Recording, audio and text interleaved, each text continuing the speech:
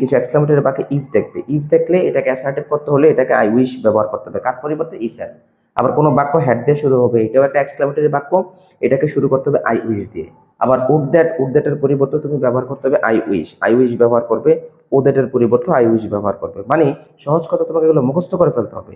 If দেখলে I wish, had দেখলেও I wish, would that দেখলেও আই উইশ, ও দ্যাট দেখলেও আই উইশ। কিছু এক্সাম্পল দিয়ে তোমাদেরকে দেখাই, খেয়াল করো। লেখা আছে if I were a player, এখানে ইফ আছে, দেখো এই জায়গাতে ইফ আছে। ইফের পরিবর্তে তুমি ব্যবহার করবা কি আই উইশ, কি লিখবা আই উইশ লিখে বাকি অংশটা বসাই দিয়ে ফুল স্টপ দিয়ে দিবি, ব্যাস।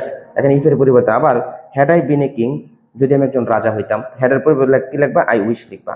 লিখে এখানে একটু পরিবর্তন আছে, একটু ডিফারেন্ট, তখন কি করতে হবে, এই আই এর পরে আবার হ্যাডটা, এই হ্যাডটা আবার আই এর পরে ব্যবহার করতে হবে, এটা একটু ডিফারেন্ট কিন্তু। আই এর পরে আবার হ্যাড ব্যবহার করে বাকি অংশটা বসাই দিবা, তাহলে হয়ে গেল। আমি তোমাদেরকে এটা আবার দেখাই, এটা না দেখালে তোমরা ভুল করে ফেলবে, এটা একটু ভালো করে দেখো, খেয়াল করে দেখো। দেখো এখানে তুমি যে কাজটা করবে, প্রথমত যে এই বাক্যটার মধ্যে আমি রেড পেন দিয়ে দেখে যে হ্যাড যে অংশটা আছে, এই had I been a king, এটার অর্থ হচ্ছে যদি আমি একজন রাজা হইতাম।